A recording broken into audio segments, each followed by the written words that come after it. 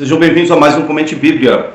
Hoje nós iremos ler aqui, comentar alguma coisa a respeito do segundo e terceiro texto, do momento em que aconteceram aquelas coisas extraordinárias após a morte de Jesus. E você vai encontrar esses textos na página 1136 e 1137 da Bíblia em ordem cronológica. O segundo tema, você vai ver aí sobre o sepultamento. Fica comigo.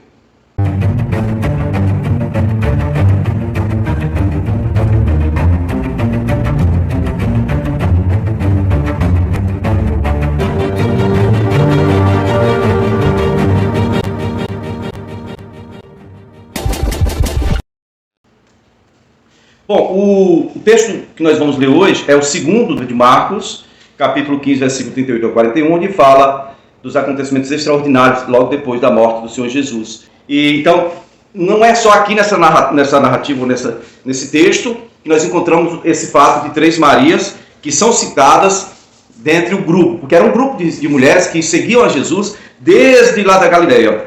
Porém, citam 3, e dessas 3, a gente não tem como realmente dizer quem era quem aqui. Só a Maria Madalena, quem sabe, que aparece nos 3 textos.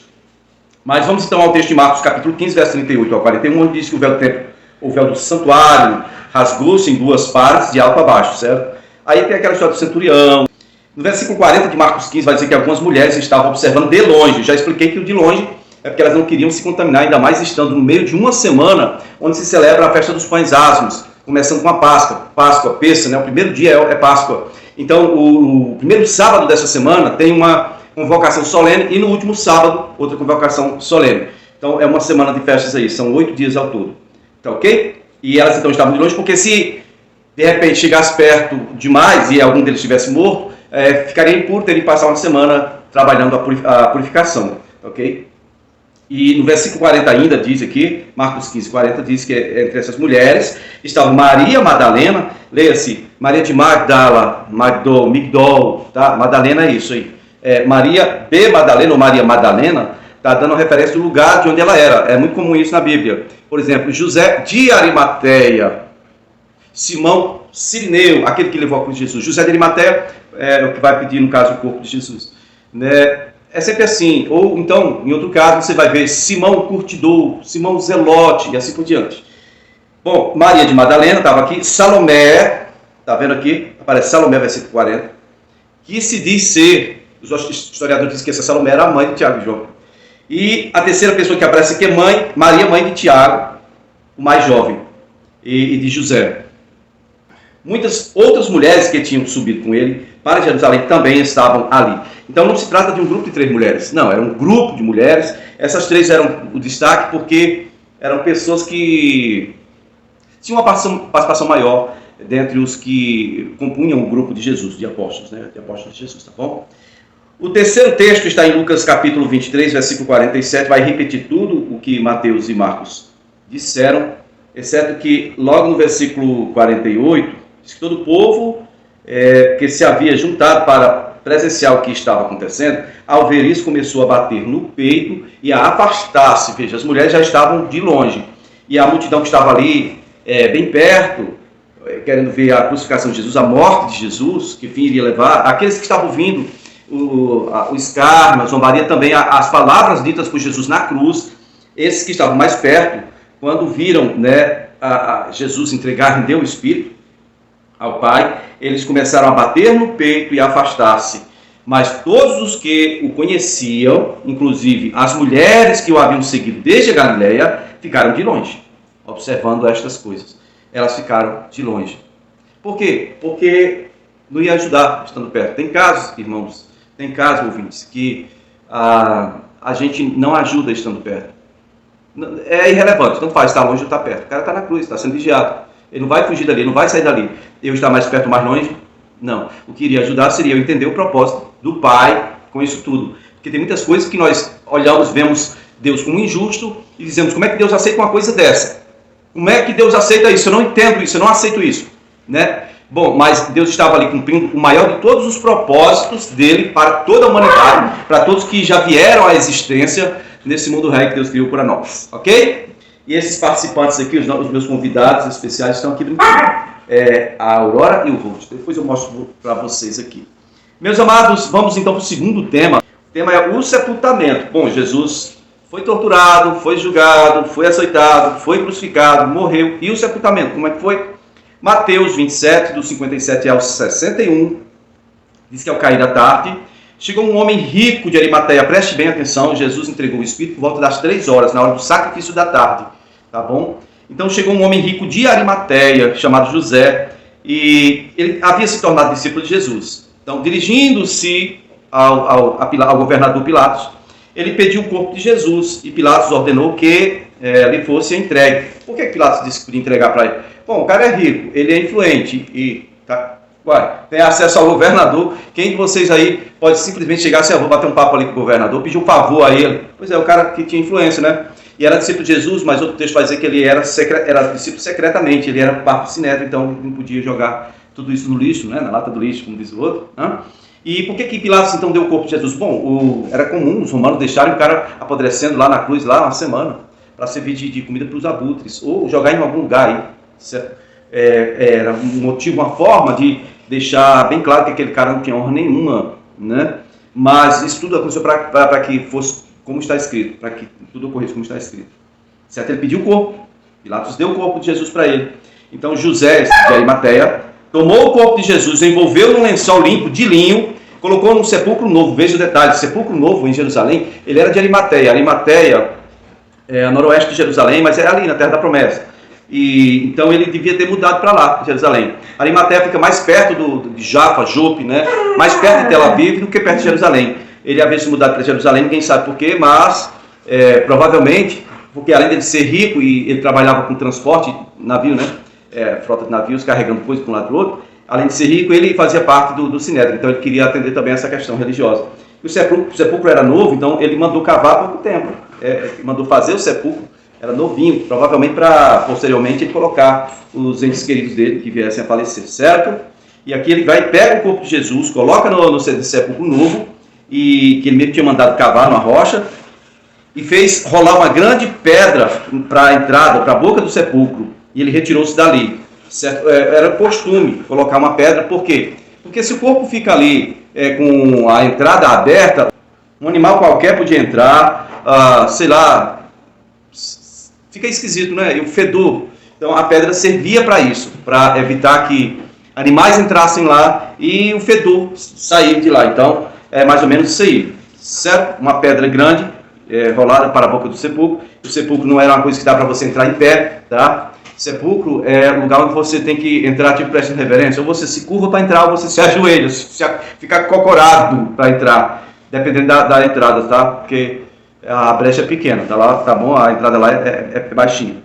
E então, ele retirou-se daquele lugar, diz aqui, Maria Madalena e a outra Maria estavam assentadas ali, em frente do sepulcro. Certo? Aqui só fala de 2 Marias. Ninguém sabe se tinha mais alguma com ela, mas 2 das 3 que foram citadas anteriormente ficaram lá na entrada do sepulcro, também vigiando ali o sepulcro. Nesse momento não fala que tinha guardas, nem coisa alguma. Só fala que é o seguinte, o José de Arimateia, inclusive o detalhe aqui, José de Arimateia, nós sabemos que ele não foi sozinho falar com o governador, mas esse relato aqui de Mateus fala só no José de Arimateia, provavelmente porque ele era a pessoa mais importante, ok? Bom, aqui está o texto então de Marcos 15, do versículo 42 a 47, vai dizer que era o dia da preparação, isto é, véspera do sábado. José de Arimateia, membro de destaque no Sinédrio. Veja bem, o cara é rico, o cara é um membro de destaque no Sinédrio, tipo como Saulo de Tarso, Barnabé de Chipre, né? Só que esse aqui ainda tinha um destaque extra, ele era rico. Ai, papai. Ele também esperava o reino de Deus e dirigiu-se corajosamente a Pilatos e pediu o corpo de Jesus. Pilatos ficou surpreso ao ouvir que ele já tinha morrido, que Jesus já tinha morrido. Veja bem, José de Arimateia foi pedir o corpo de Jesus e o governador ainda não sabia da morte de Jesus. Ficou surpreso que Jesus já tivesse morto. Teve aquela história de quebrar as pernas, né? Para ver se eles morriam mais rápido. E o de Jesus não foi preciso porque Jesus já tinha morrido. O soldado colocou uma lança lá para verificar se realmente estava morto e tal. É isso. Quando diz aqui que o José de Arimateia ele aguardava o reino de Deus, entenda que o Messias, Mashiach, o ungido de Deus que viria, ou que virá para os judeus, porque ainda virá para os judeus, tá? Ele não aceita que Jesus é o Cristo. ele vai ser um cara, rei sacerdote, ele vai governar o mundo inteiro a partir de Jerusalém. Bom, e o Pilatos, então, surpreso com a notícia de que Jesus já tinha morrido, chamou o centurião para saber dessa história. Como é que é? O homem já morreu mesmo? O centurião confirmou, então, verso 45, sendo informado pelo centurião, entregou o corpo a José, ou autorizou a retirada do corpo. Então José comprou um lençol de linho, baixou o corpo da cruz, envolveu no lençol e o colocou num sepulcro cavado da rocha, depois fez rolar. É o mesmo texto, só que aqui narrado por Marcos. No versículo 47 diz que Maria Madalena e Maria, mãe de José, viram onde ele fora colocado. Diz que elas duas ficaram lá, observando onde é que tinham colocado o corpo de Jesus, ok? O terceiro texto está em Lucas capítulo 23, do versículo 50 ao 56. Diz que havia um homem chamado José, membro do conselho, homem bom e justo, que não tinha consentido na decisão e no procedimento dos outros, homem que era da cidade de Arimateia, na Judéia, e que esperava o reino de Deus. Esse homem José, ele foi se dirigir a Pilatos para pedir o corpo, No versículo 53, na parte final, diz que o sepulcro da rocha, no qual ninguém ainda fora colocado, ou seja, era bem recente. Aqui é mais uma evidência de que o José de Arimateia tinha acabado de mudar para Jerusalém, tá? E versículo 54 diz que era o dia da preparação e estava para começar o sábado. Porque o sábado começa quando o sol da sexta-feira se põe, tá? Sexta-feira, acabou, o sol se pôs, acabou sexta-feira, começou o sábado. Até hoje é assim, Shabat é na sexta à noite. Tem mais alguma outra religião, alguma coisa, alguma manifestação espiritual de forma especial que acontece na sexta-noite? Você sabe dizer? Eu sei que o inimigo das nossas vidas, ele gosta de imitar as coisas de Deus. Então, olha o que acontece na sexta-noite, além do Shabat, que é uma tradição judaica. Começa assim que o sol da sexta se põe, começa, tá? Versículo 55 diz que as mulheres que haviam acompanhado Jesus desde a cidade de Galiléia seguiram José e viram o sepulcro e como o corpo de Jesus foi colocado nele. Verso 56. Em seguida foram para casa e prepararam perfumes e especiarias aromáticas e descansaram no sábado em obediência ao mandamento. Quando é o sábado? Na hora que o sol da sexta-feira se põe até a hora que o sol do sábado se põe. O domingo começa também na hora que o sol do sábado se põe. Então, em obediência à regra religiosa, à lei que manda você guardar o sábado, elas só ficaram em casa preparando essas coisas, esses perfumes, essas especiarias aromáticas.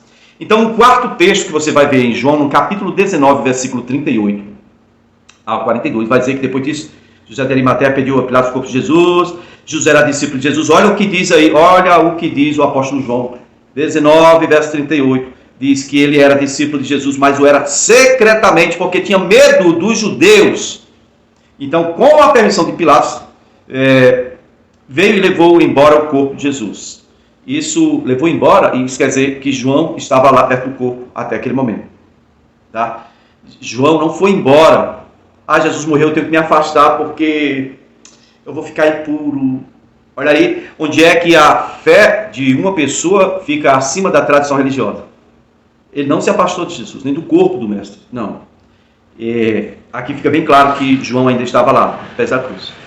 Então, ele estava acompanhado de um outro homem chamado Nicodemos. Lembra do Nicodemos? Aquele que antes tinha visitado Jesus à noite para uma conversa particular, conversa essa que o apóstolo João escutou todinha e narrou para a gente, Tá aí. Nicodemos levou cerca de 34 quilos de uma mistura de mirra com aloés. Nicodemos também tinha recursos, Tomaram o corpo de Jesus, os dois envolveram em faixas de linho com essas especiarias, de acordo com os costumes judaicos de sepultamento. No lugar onde Jesus foi crucificado havia um jardim, e no jardim um sepulcro novo, onde ninguém jamais fora colocado. E esse era o sepulcro que o José de Arimateia tinha mandado cavar, era para a família dele. Então, a primeira forma dele honrar a Jesus foi deixando o corpo dele ficar lá. Inaugurou o sepulcro da família de José de Arimateia. Versículo 42 diz, por ser dia da preparação dos judeus, e visto que o sepulcro ficava perto, colocaram Jesus ali, Ficava perto, ok. É isso aí, gente. A gente dá continuidade no próximo vídeo, se o Senhor nos permitir.